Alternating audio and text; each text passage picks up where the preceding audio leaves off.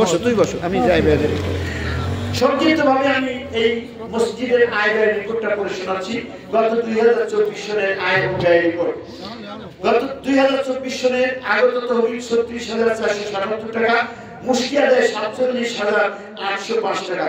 মুশকি আদায়ের ব্যাপারে কথা হচ্ছে, অনেক মা বোনেরা মুশকি দেন না। দেখেন এই 7 দিন পর একটা দিন 1 পোয়া আধা কেজি চাউল এটা যদি না দেন, বিবেককে থামান কি করে? বিবেক বলে তো কিছু থাকে, থাকার কথা।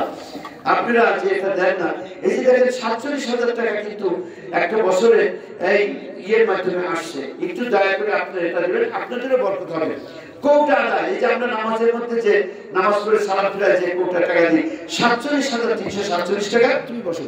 জুমা আদায়, প্রতি জুমায় এমনি নাম আছে কিন্তু যেতে আমাদের মসজিদে জুমা আদায় টাকা বিষয় আলহামদুলিল্লাহ 2,06,310 টাকা।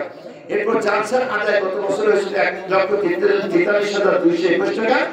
বিবিধ কালেকশন, তার মানে সারা বছর জালসার আয় আছে, জালসার ওয়াদা ছিল, তারপর বিভিন্ন মানুষ এককালীন দেশে এমনি টাকা পয়সা দেশে সব মিলে 5,04,752, সর্বমোট 9,85,912 টাকা আয় এক বছরে।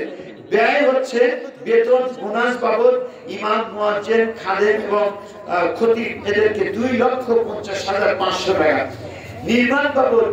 নির্মাণ বাবদ বলতে এসএস গ্লাস এগুলোর পিছনে খরচ হচ্ছে 48,000 টাকা।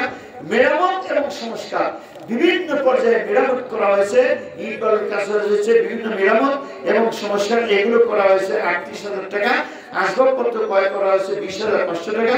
আর বিভিন্ন ব্যয় আপনার বিভিন্ন জিনিসপত্র ক্রয় এই ব্যয় হয়েছে 1,15,622 টাকা। মোট 5,10,622 টাকা। এইটা হচ্ছে ব্যয়।